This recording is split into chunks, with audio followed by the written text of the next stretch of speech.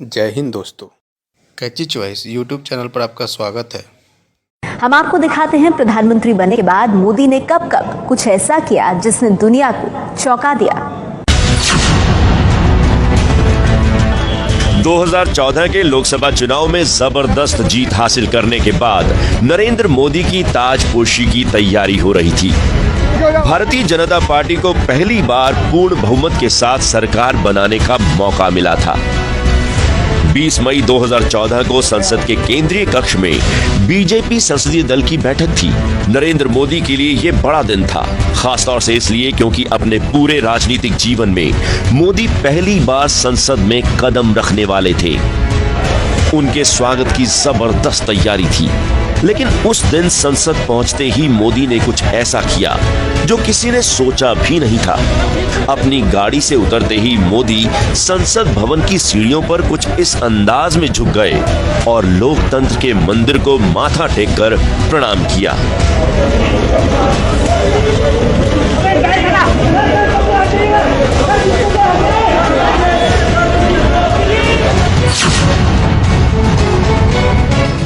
इसी दिन central hall में मोदी को संसदीय दल का नेता चुना जाना था। बीजेपी के सभी सांसद वहां मौजूद थे। इस मौके पर पार्टी के सबसे बड़े नेता लाल कृष्ण आडवाणी ने प्रस्ताव रखा और मोदी की तारीफ में ये कहा, मैं मानता हूं कि ऐसे ऐतिहासिक प्रसंगों के द्वारा गुजरना ये भी भारतीय जनता पार्टी और नरेंद्र भाई मोदी की कृपा है कि उन्होंने हमको इसके द्वारा गुजरने का ये अवसर दिया है। ये कहते वक्त आडवाणी भावुक हुए, लेकिन जब बारी मोदी के बोलने की आई तो पहली बार देश ने उनका ये रूप देखा। आडवाणी जी ने एक शब्द प्रयोग किया, मैं आडवाणी जी से प्रार्थना करता हूं वो शब्द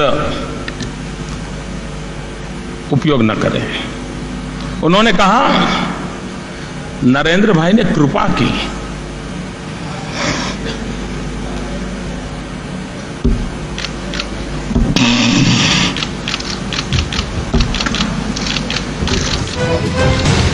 अपने आंसुओं को रोकने की कोशिश करते हुए मोदी फिर बोले, लेकिन उनका गला तब भी भरा हुआ था। क्या मां की सेवा कभी कृपा हो सकती है?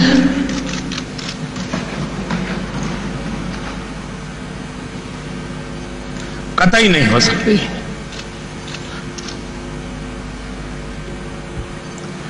जैसे भारत मेरी मां है, वैसे ही भाजपा भी मेरी मां है। मोदी को इस तरह भावुक देखकर उस वक्त संसद के सेंट्रल हॉल में मौजूद कई नेता भावुक हो गए।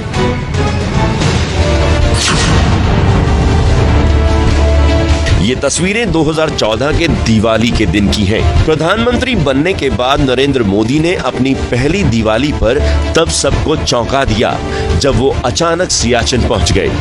सियाचिन के सर्द मौसम में देश की सुरक्षा में तैनात जवान अपने बीच अचानक पीएम मोदी को देखकर हैरान थे। तब मोदी ने कहा कि वो अपनी पहली दिवाली जवानों के साथ मनाना चाहते थे। प्रधानमंत्री मोदी ने तब सारी दुनिया को चौंका दिया जब 2015 में वो बिना किसी पूर्व निर्धारित दौरे के अचानक पाकिस्तान पहुंच गए।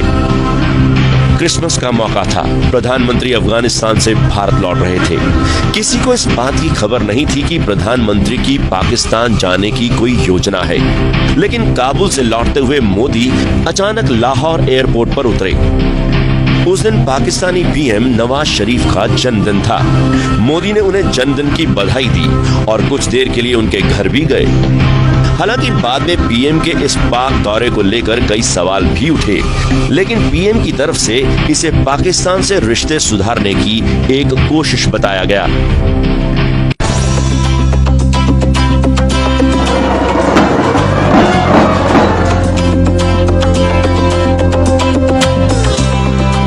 पड़ोसी देशों से रिश्ते सुधारने की कोशिश में ही एक कदम था चीनी राष्ट्रपति शी जिनपिंग का खास स्वागत। सितंबर 2014 में जब चीनी राष्ट्रपति 3 दिन के भारत दौरे पर आए तो उन्होंने दिल्ली के बजाय गुजरात से अपनी यात्रा की शुरुआत की। ऐसा पहली बार हुआ था जब किसी राष्ट्राध्यक्ष ने अपनी भारत यात्रा की शुरुआत दिल्ली से नहीं की। तब प्रधानमंत्री नरेंद्र मोदी उनके स्वागत के लिए खुद अहमदाबाद गए थे। मोदी ने शी जिनपिंग के लिए ऐसा इंतजाम किया जिसे देखकर चीनी राष्ट्रपति भी हैरान थे।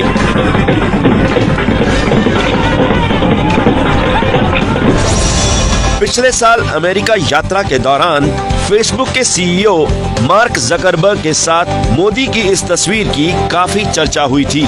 फेसबुक हेडक्वार्टर में चल रही इस मुलाकात के दौरान पीएम मोदी ने अचानक मार्क जकरबर्ग की बाह पकड़कर उन्हें एक तरफ खींच लिया।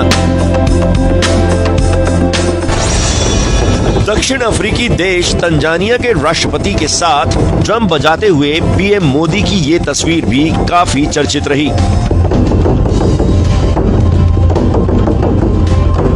तंजानिया में परंपरागत तरीके से मोदी के स्वागत का इंतजाम किया गया था। इसी कड़ी में 2 ड्रम भी रखे गए थे, लेकिन मोदी ने बिना हिचक ड्रम बजाए।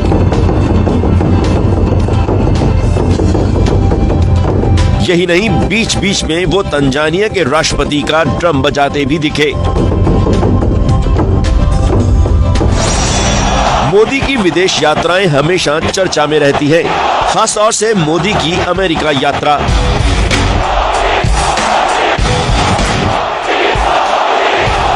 मई 2015 में जिस तरह अमेरिका के मेडिसन स्क्वायर पर भारतीयों ने मोदी का स्वागत किया, उसे देखकर पूरी दुनिया हैरान रह गई।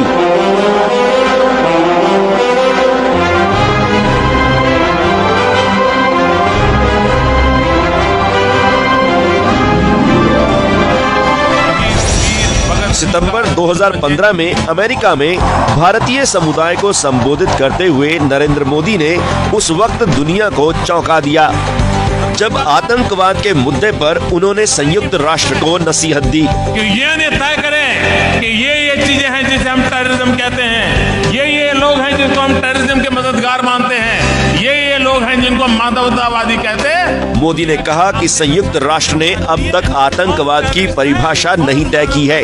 अगर इसे तय करने में ही इतना समय लग जाएगा तो इससे लड़ कैसे पाएंगे। दुनिया की मानवतावादी शक्तियों ने दबाव पैदा करना पड़ेगा कि एक बार ब्लैक एंड व्हाइट में तय हो जाना चाहिए कि आतंकवाद आखिर है क्या।